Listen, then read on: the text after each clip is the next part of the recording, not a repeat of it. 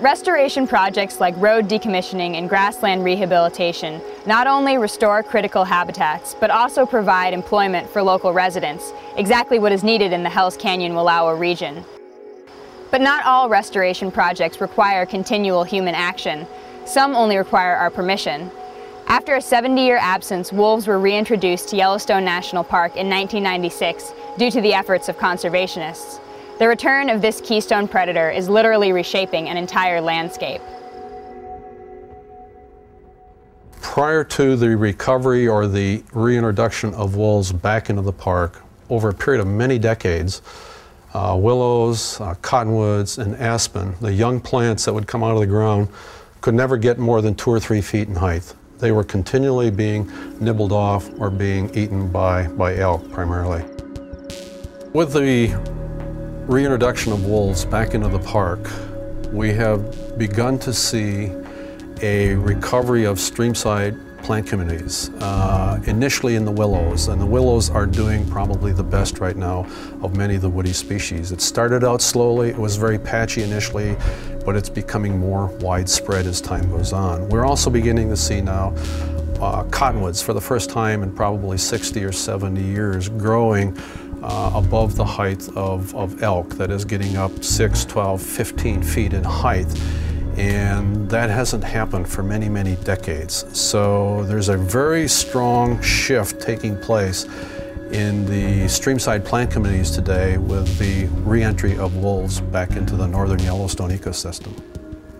What we're looking at now is the ecology of fear, where we think the elk are more fearful and they're moving around more, and they're not spending as much time in some streamside areas because these are riskier due to barriers to their escape if they get attacked by wolves. Plus they can't see as well in some of these streamside areas. So now we have more plants growing along streamside areas because elk are moving again and not hanging out as much in these valley bottoms. This gives us more shade onto the streams, so this is good for fish in terms of cooling the waters. With this new growth of vegetation in the streamside areas, we have beaver moving back. With these new beaver ponds, we'll have an increase in waterfowl and birds. We'll have more habitat for river otter. There'll be better habitat for aquatic insects. Wolves also prey on coyotes. With the decreased number of coyotes, we'll have more small mammals, which will mean that we'll have more food for birds like eagles, hawks, and also more food for the foxes, which prey on small mammals. Fewer coyotes also means more pronghorn antelope, because the coyotes are seriously suppressing the antelope population. So as we can see, the wolves affect the entire ecosystem. It's not just their primary prey, the entire food web is connected, and the wolves are on top, the keystone predator, and these effects ripple down through the system and affect a wide variety of plants and animals. And we think the entire biodiversity is improving, increasing, and changing, and will change in the future. The presence of wolves may be a requirement in many ecosystems for recovery, and not just a luxury of having them around because we love animals. They're really important.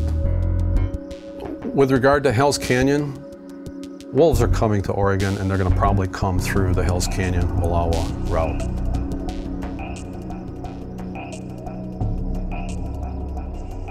In the past, wolves that crossed the Snake River into Oregon were either shot or moved back to Idaho. But the benefits they bring to Yellowstone suggest it is vital we let them return home to the Hells Canyon-Wallowa ecosystem and beyond.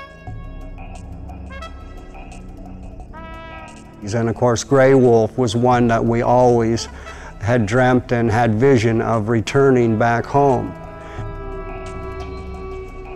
If you can ever imagine being some of the first inhabitants of this land, born to the land but yet lost, looking for a way and a future, you look to the animals.